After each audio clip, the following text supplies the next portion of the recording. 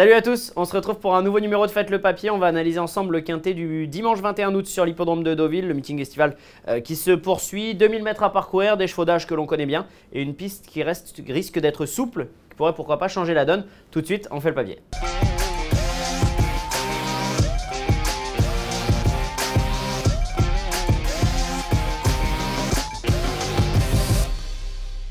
Avant de débuter l'analyse de ce quintet, évidemment, n'hésitez pas à nous suivre sur nos réseaux sociaux et notamment sur YouTube pour liker, partager et même réagir à tous nos contenus. Tout de suite, on débute le papier avec donc 15 compétiteurs sur 2000 mètres. Un quintet assez ouvert finalement, mais avec des chevaux que l'on connaît bien, avec des performances sur lesquelles on peut s'appuyer. C'est notamment le cas de ce numéro 1 Electron Libre qui va faire partie de ma sélection. Un cheval qui représente l'entraînement de Christophe Escudère qui est en pleine forme actuellement. Comme je l'ai dit en introduction, la piste risque d'être souple et ça sera un vrai avantage pour cet Electron Libre qui dernièrement, même si vous voyez 2 8e places, il ne courait pas si mal et je pense qu'il faut le suivre en confiance. On va d'ailleurs revoir sa 3e place sur l'hippodrome de Lyon-Paris où il dominait Shamsabad. Vous allez voir que ce jour-là, la piste était souple et Electron Libre avait vraiment bien couru. C'est cette casaque noire avec une toque rose que vous voyez ici située au centre du peloton qui va bien progresser. Salduro s'imposait de belle manière devant. On va également situer Shamsabad, cette casaque noire avec une toque beige qui allait très bien terminer son parcours ce jour-là. Deux chevaux qui feront partie de ma sélection et qui à mon avis ont une très belle carte à jouer. Regardez la fin de course d'Electron Libre qui est vraiment plus à l'aise lorsque les pistes sont souples. C'était le cas ce jour-là. Ça sera encore le cas à mon avis ce dimanche et je pense qu'il peut très bien courir cet Electron Libre, le numéro 1, d'autant plus que Christophe Soumillon lui accorde sa confiance. Le numéro 2, c'est Baïkal, un cheval qui vient de décevoir, on peut le dire, dernièrement dans un quintet sur l'hippodrome de Deauville. Il a quelques circonstances atténuantes et je lui en tiens pas rigueur, je le retiendrai plutôt sur sa victoire acquise à la Teste le 15 juin dernier. Le cheval le faisait bien ce jour-là. Il n'avait pas eu un parcours facile, c'était retrouvé un petit peu loin. Il avait vraiment bien fini en pleine piste pour venir s'imposer. Simplement 2 kg de pénalisation, je pense qu'il a encore un handicap dans les jambes et pourquoi pas un quintet. Peut-être que c'est limite pour la victoire, mais je pense que pour les bonnes places, ce numéro 2, Baïkal a une très belle carte à jouer. Vous allez voir que je suis très première partie de tableau puisque j'ai également retenu ce numéro 3, c'est Out of Time, un cheval entraîné par Simone Brogi qui est arrivé en France seulement cette saison. 3 courses à son compteur en France et notamment la première qui était excellente devant Beko, devant Santorus, des chevaux qui ont une valeur tout à fait correcte et surtout, vous voyez la valeur de Beko 38,5 qui est une très belle valeur. Et surtout, ce sont des chevaux qui sont très endurcis, qui ont beaucoup de métiers. Out of Time le faisait bien ce jour-là. Et surtout, le petit plus avec Out of Time, c'est un cheval de terrain souple, de terrain lourd. Plus la piste sera souple, meilleures seront ses chances. Et je pense qu'ils annoncent quelques pluies là, pour la région normande dans les prochains jours. Et je pense que ça peut, pourquoi pas, faire la différence. On a vu que la piste ces derniers jours était quand même déjà assez souple. Voilà, je pense que Out of Time, ça peut être, pourquoi pas, la petite botte secrète.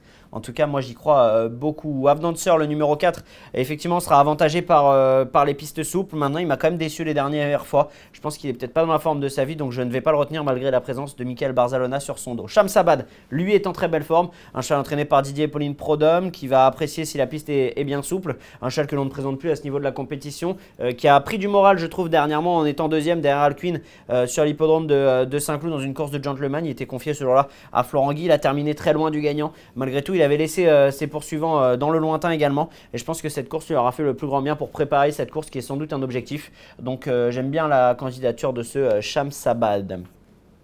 Voici mon favori, le numéro 6, Omil, un cheval entraîné par Anastasia Vatel qui sera associé à Grégory Benoît qui à mon avis a tout simplement été préparé pour cette compétition. C'est un cheval de qualité, il n'a plus à le prouver. On l'avait vu en fin de saison dernière, le 16 novembre, se classer 3e d'un quintet sur l'hippodrome de Saint-Cloud avec Avdancer qui était présent également. Avdancer qui a vu sa situation en poids se dégrader depuis, ce qui n'est pas le cas d'Omil. Regardez sa performance, cette casaque blanche avec une toque violette, celle de Gérard Augustin Normand. Le cheval elle est un petit peu malchanceux à l'entrée de la ligne droite. On voit ici qu'il n'a pas tout à fait les coups des franches au moment où les chevaux devant lui accélèrent. Il va pouvoir s'exprimer assez tardivement dans la ligne droite. Malgré tout, il va fournir un bel effort final. Un effort qui va lui permettre de se classer 3e. Vous voyez que c'est un cheval qui ne sera pas dérangé. Si la piste est très souple, c'est pas du tout un problème pour lui. On aurait même pu penser à cet instant du parcours, au moment où il est décalé, qu'il va venir s'imposer. Et il va peut-être manquer un petit peu de dureté et surtout le rail extérieur qui va avantager les deux autres. Et Omil qui courait très bien en se classant 3e. Voilà, sur cette performance-là, il a tout simplement une première chance à défendre. Je pense qu'il a été préparé avec soin. Il a 2 courses dans les jambes cette saison. Je pense qu'il a été bien préparé pour cette course. Et j'y crois énormément à ce numéro 6. Garlingari, le numéro 7, sera mon petit regret.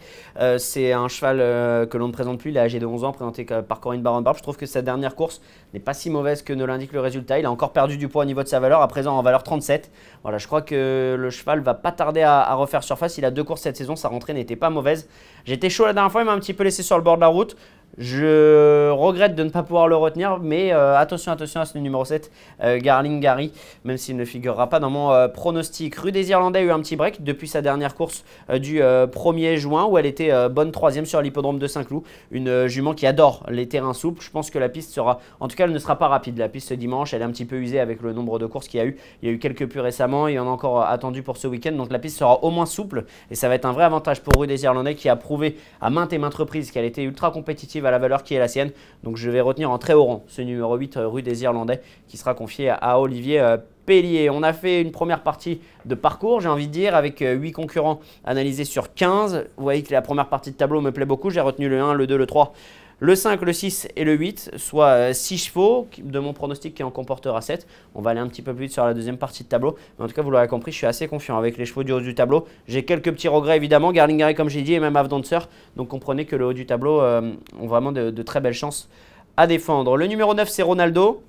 Un cheval entraîné par Sacha Smerzek que je ne vais d'ailleurs pas retenir. C'est là aussi un assez gros regret parce que le cheval a montré à plusieurs reprises dernièrement qu'il était compétitif. J'ai un petit peu peur que la piste bien souple ne soit pas un avantage pour lui.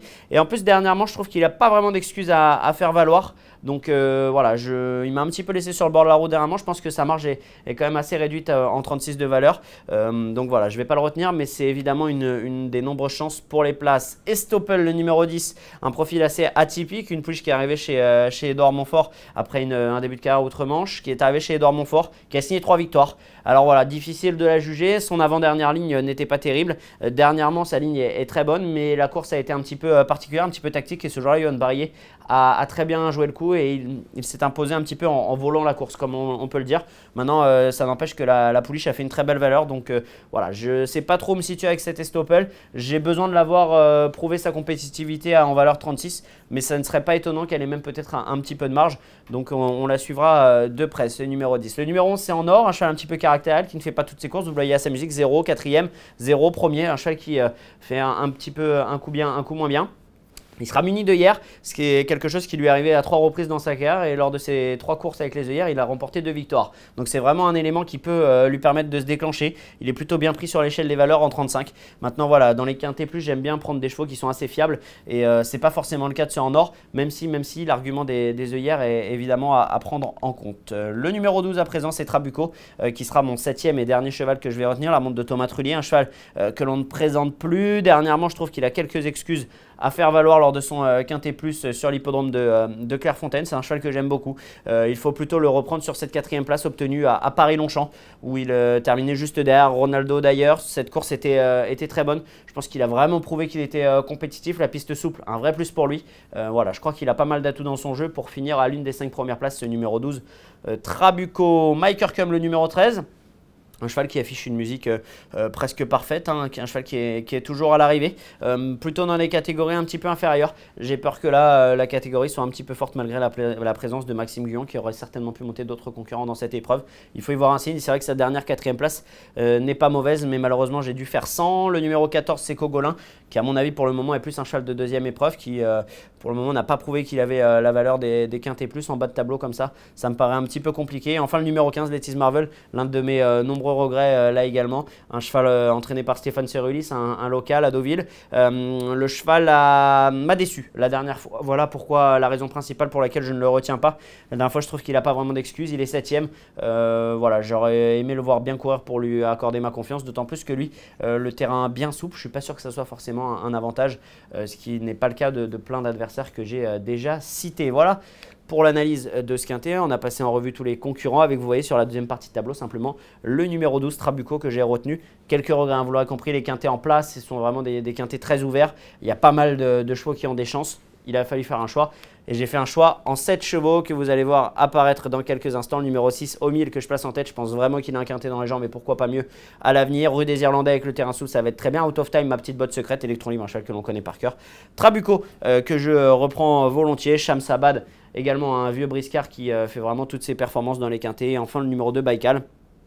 Qui a un petit peu déçu dernièrement, mais je pense qu'il faut pleinement le racheter. 6, 8, 3 As, 12, 5 et 2. C'est le quintet en combiné flexi 25% que je vous propose pour un montant total de 10,50 €. Voilà pour l'analyse de ce quintet du dimanche 21 août. On se dit rendez-vous à très bientôt pour un nouveau Faites le papier.